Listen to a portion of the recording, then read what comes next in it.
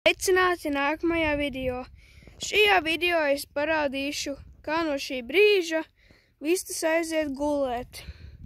Pagaidām vēl ir pēcpusdiena, tāpēc viņas vēl būs ārā dažas stundas. Tikai viens fakts, ko jūs nezinājāt. Katru vakaru es izlaižu vistas ārā, lai pastaigājas un paēda. Jo tas ir ļoti labi vistu veselībai, un viņas var izstaigāties kārtīgi. Vistas lēnām iet uz granta skaudzi, jo jūs to zinājāt, ja vistas ēd granti tā, lai kūņģis labāk gremotu. Kaut gan man šķiet tas ļoti pretīgi ēst granti.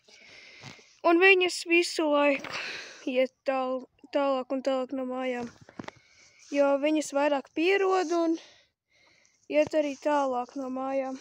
Bet beigās viņas aiziet atpakaļ un iet iekšā, jo vistas nekad nepamet savas mājas. Tagad vistas sāk lēnām izšķirties. Pagaidām izstāsta, ka sadalīsies 3 grupas. Tagad laiks dabūt vistas iekšā. Tikai dažreiz tas prasa ilgu laiku. Viņas pašas neieiet iekšā, viņas dažreiz mok no maniem prom, tāpēc man var būt sportiņš arī. Drīz vistas ies gulēt. Nu jau ir vēlāk, saule tūlīt norietēs. Tad, kad saule norietēs, vistas ies iekšā. Jūs zināt, izdarīs savas lietas, un tad ies uz lakts un gulēs. Nekur viena vista kašājas. Es nesaprotu, kā viņš nomazgās, viņš tikai savu sasmērē tā.